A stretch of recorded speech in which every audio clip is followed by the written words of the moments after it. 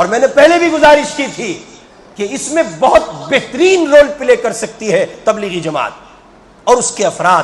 اللہ تعالیٰ ان حضرات کو جزائے خیر دے. یہ گراؤنڈ سے جڑے ہوئے لوگ ہیں. تبلیغی جماعت اس سلسلے میں جتنا منفرد کردار ادا کر سکتی ہے.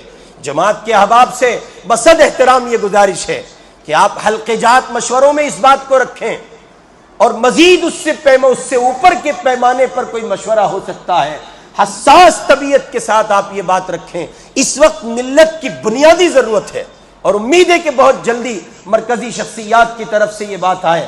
ہماری تبلیغی جماعت کا نظام چونکہ بالکل منفرد رہا ہے ہمیشہ سے, وہ صرف اور صرف اللہ رسول کی بات زمین سے نیچے اور آسمان کے اوپر کی کرتے رہے ہیں. یہ ان کا اپنا ایک نظام رہا ہے, بس اللہ اور اس کے رسول کے دین کی دعوت دینے کا.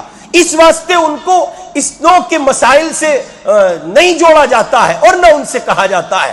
لیکن اب یہ وہ ہندوستان نہیں ہے جب ان کو چھوڑ دیا جائے گا. انہوں نے بھی لاک ڈاؤن میں کرونا کال میں حالات دیکھے ہیں. اس لیے ہم گزارش کریں گے بصد احترام اپنے علاقے کے تبلیغی جماعت کے ذمہ داروں سے کہ آپ اسے اپنی مسجد کے مشوروں میں رکھیں, اور وہاں سے یہ بات طے ہو. جیسے آپ اللہ کے دین پر لانے کے لیے ساتھیوں کا ڈاٹا کلک کرتے ہیں اور پھر اس پر محنت کرتے ہیں. اللہ کے بندو, ہندوستان خطرے میں ہے. ملک ہی سلامت نہ رہا, اذان کیسے سلامت ہوگی؟ ملک ہی سلامت نہ رہا, مسجدیں کیسے سلامت ہوں گی؟ اب ملک ہی سلامت نہ رہا تو آپ کا, میرا یہ مدرسوں کا, تبلیغ کا, خانقاہ کا اور دعوت کا اور فلاں کا نظام کیسے سالم رہ سکتا ہے؟ اس لیے آپ سے درخواست ہے, جہاں جس مسجد سے آپ ہیں وہاں آپ یہ طے کریں, اپنے لوگوں سے کہیں کہ مسجد کے پیمانے پر مسجد کا امام اعلان کرے اور وہاں یہ ڈاٹا جمع کیا جائے, اور پھر ہر آدمی آ کر کے بتائے, اور پھر مسجد کی انتظامیہ, مسجد وار جماعت اور امام محترم کی سرپرستی میں یہ کام ہو.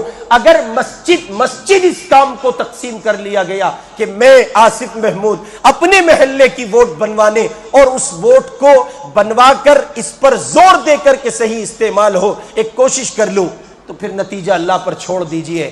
ایسا نہیں ہو سکتا کہ آپ کی محنت ہو اور پروردگار اس کو ضائع کر دے.